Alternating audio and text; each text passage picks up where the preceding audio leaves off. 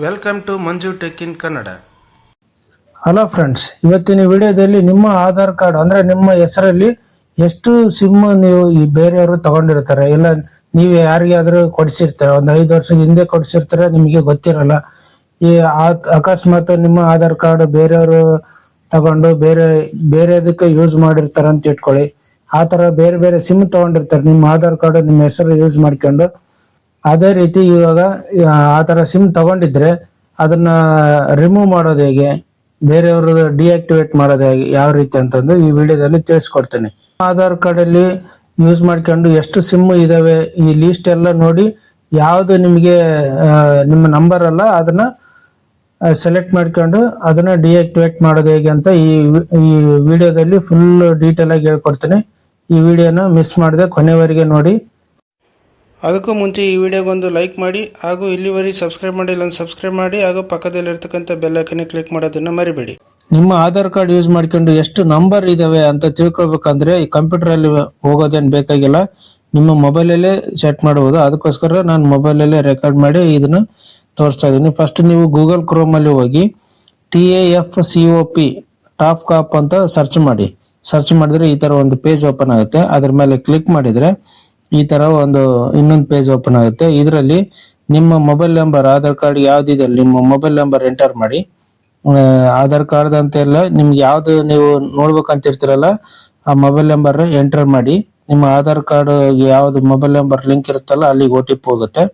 First mobile number enter ಮಾಡಿ, ಆಮೇಲೆ captcha ಇರುತ್ತಲ್ಲ ಅದನ್ನ ಕರೆಕ್ಟ್ ಆಗಿ ಎಂಟರ್ ಮಾಡಿ. ಎಂಟರ್ ಮಾಡಿದ್ಮೇಲೆ ನೋಡಿ ಈಗ OTP ನಿಮ್ಗೆ ವ್ಯಾಲಿಡ್ ಕ್ಯಾಪ್ಚಾ ಆದ್ಮೇಲೆ ನಿಮ್ಗೆ OTP ಬಂದಿರುತ್ತೆ. ಯಾವ ತರ ಅಂತಂದ್ರೆ ನೋಡಿ ಮೆಸೇಜ್ ಬಂದಿರುತ್ತೆ ನೋಡಿ, ಈ ತರ ಮೆಸೇಜ್ ಅಲ್ಲಿ ನಿಮ್ಗೆ OTP ನಿಮ್ಗೆ ಸಿಕ್ಕಿರುತ್ತೆ. ಆ OTP ನ ಇಲ್ಲಿ ಎಂಟರ್ ಮಾಡಿ. ಎಂಟರ್ ಮಾಡಿದ್ಮೇಲೆ ಲಾಗಿನ್ ಮೇಲೆ ಕ್ಲಿಕ್ ಮಾಡಿ.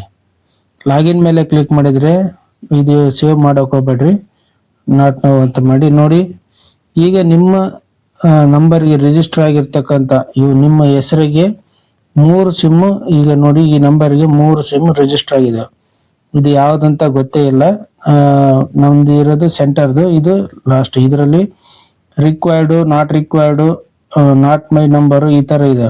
ನೀವು ಪಕ್ಕದಲ್ಲಿ ಬಾಕ್ಸ್ ಇದೆ ಅಲ್ಲ ಅದ್ರ ಮೇಲೆ ಸೆಲೆಕ್ಟ್ ಮಾಡ್ಕೋಬೇಕು, ನಾಟ್ ಮೈ ನಂಬರ್ ಅಂತ ಈ ತರ ನೀವು ಮಾಡಬೇಕಾಗುತ್ತೆ. ನಿಮ್ ನಂಬರ್ ಯಾವ್ದು ಇಲ್ಲ ಕನ್ಫರ್ಮ್ ಆಗಿ ಟಿಕ್ ಮಾರ್ಕ್ ಮಾಡಿ. ಇಲ್ಲ ಅಂತಂದ್ರೆ ಒಂದು ಸಾರಿ ಟಿಕ್ ಮಾರ್ಕ್ ಮಾಡಿ ರಿಪೋರ್ಟ್ ಮಾಡಿದ್ರೆ ಅದು ಮತ್ತೆ ಬರಲ್ಲ. ಅದನ್ನು ಈಗಲೇ ಹೇಳ್ತಾ ಇದೀನಿ. ಈಗ ನೋಡಿ ಟಿಕ್ ಮಾರ್ಕ್ ಮಾಡಿದೀನಿ, ಅದು ನಂದು ನಂಬರ್ ಅಲ್ಲ, ಬೇರೆಯವ್ರಿಗೆ ಯಾರಿಗೋ ಸಿಮ್ ಕೊಡ್ಸಿದ್ದೆ ನಾನು. ಈಗ ನೋಡಿ ಈ ನಾಟ್ ಮೈ ನಂಬರ್ ಅಂತ ಅದು ಬೇಕಾಗಿಲ್ಲ ಅಂದ್ರೆ ಈ ತರ ಮಾಡಿ ರಿಪೋರ್ಟ್ ಮಾಡಿ. ರಿಪೋರ್ಟ್ ಮಾಡಿದ್ರೆ ಆರ್ ಯು ಶೂರ್ ಅಂತ ಕೇಳುತ್ತೆ. ಒಂದು ಸಾರಿ ಓಕೆ ಮಾಡಿದ್ರೆ ಇನ್ನೊಂದ್ ಸಾರಿ ಅದು ಡಿಆಕ್ಟಿವೇಟ್ ಆಗಿಬಿಡುತ್ತೆ. ಅವ್ರಿಗೆ ಏನಂತ ಕೇಳುತ್ತೆ, ಆಧಾರ್ ಕಾರ್ಡ್ ಮತ್ತೆ ಸಬ್ಮಿಟ್ ಮಾಡಿದ ಮೇಲೆ ನಿಮ್ಗೆ ಮತ್ತೆ ಸಿಮ್ ಆಕ್ಟಿವೇಟ್ ಆಗುತ್ತೆ. ಅದಕ್ಕೋಸ್ಕರ ಓಕೆ ಆದ್ಮೇಲೆ ಕ್ಲೋಸ್ ಮಾಡಿ. ಈಗ ಇದು ರಿಪೋರ್ಟ್ ಆಯ್ತು. ಇದೇ ತರ ಎಲ್ಲರೂ ನಿಮ್ಮ ಮೊಬೈಲ್ ನಂಬರ್ನ ಕಂಪಲ್ಸರಿ ನೀವು ಸರ್ಚ್ ಮಾಡಿ. ನಿಮಗೆ ಗೊತ್ತಿಲ್ಲದೆ ಇರ್ತಕ್ಕಂತ ನಂಬರ್ನ ಡಿಆಕ್ಟಿವೇಟ್ ಮಾಡೋದು ಕಂಪಲ್ಸರಿ. ಏಕೆಂತಂದ್ರೆ ನಿಮ್ಮ ಆಧಾರ್ ಕಾರ್ಡ್ ತಗೊಂಡು ಬೇರೆಯವರು ಏನಾದ್ರು ನಿಮ್ಮ ಸಿಮ್ ಏನನ್ನ ತಗೊಂಡಿದ್ರೆ ಅವ್ರು ಏನಾದ್ರು ಫ್ರಾಡ್ ಮಾಡಿದ್ರೆ ಮತ್ತೆ ಜೈಲಿಗೆ ಹೋಗೋದು ಅವರೆಲ್ಲ ನೀವು ಆಗ್ಬೇಕಾಗತ್ತೆ. ಅದಕ್ಕೋಸ್ಕರನೇ ಈ ತರ ನಾನೇನ್ ಸರ್ಚ್ ಮಾಡಿ ತೋರಿಸಿದ್ದೀನಲ್ಲ ಇದೇ ಟೈಪ್ ಅಲ್ಲಿ ನೀವು ಸರ್ಚ್ ಮಾಡಿ ಡಿಆಕ್ಟಿವೇಟ್ ಮಾಡಿ. Department of telecommunications government website ಆಗಿರೋದಕ್ಕೋಸ್ಕರ ನಿಮ್ಗೆ ಯಾವುದೇ ತರದ ತೊಂದರೆ ಇಲ್ಲ, ಈಸಿಯಾಗಿ ಸರ್ಚ್ ಮಾಡ್ಕೊಳ್ಳಿ. ಈ ವಿಡಿಯೋ ವೆರಿ ಯೂಸ್ಫುಲ್ ಆಗಿರೋದಕ್ಕೋಸ್ಕರ ಎಲ್ಲರೂ ಶೇರ್ ಮಾಡೋದನ್ನ ಮರಿಬೇಡಿ, ಮತ್ತೆ ಈ ವಿಡಿಯೋಗೊಂದು ಲೈಕ್ ಮಾಡಿ. ನಿಮಗೆ ಕಂಪ್ಯೂಟರ್ಗೆ ಸಂಬಂಧಪಟ್ಟ ಹೆಚ್ಚಿನ ವಿಡಿಯೋಗಳು ಬೇಕಂತಂದರೆ ಒಂದು ಪ್ಲೇ ಲಿಸ್ಟ್ ರೆಡಿ ಮಾಡಿದ್ದೀನಿ.